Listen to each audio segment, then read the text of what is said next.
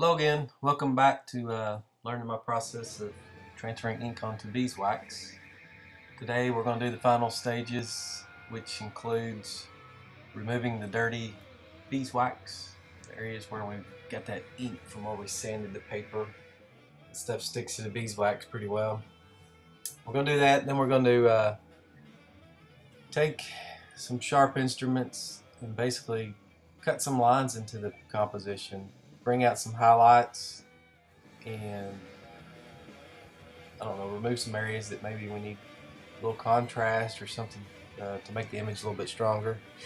I like playing around with different things. Sometimes it's nice to remove ink that you've already put down just to make something else pop. Been pretty successful with that. The more I play with it, the better I get about working with that area.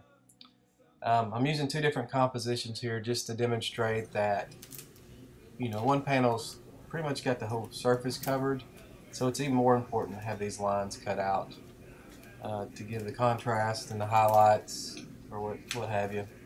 In this other one, it's got a lot of background showing, and in many cases like this, I'll use a light colored milk paint or sometimes just the raw plywood.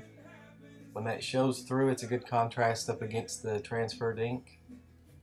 And I like seeing that when you remove that beeswax from the negative areas, it raises the whatever you've painted off of the panel a little bit. I like seeing that.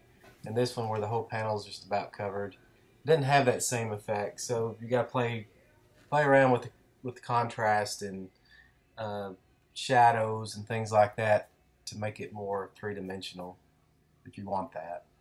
In most compositions, I do like to have that difference in either color, value, or shade. Once all these areas are cut out and we're happy with it, take a heat gun to it, and what that'll do is take the rough edge off where you cut through the wax. You gotta be careful and make sure you remove all the little balls of ink that are mixed with wax. Otherwise, they'll get on the back of your panel and it'll actually stain it if you're down to the panel itself. Then go back in after you've hit the heat gun and just make sure you've got all those little areas clean. Once you get her cleaned up, then I like to take and scribe my initials in the ear.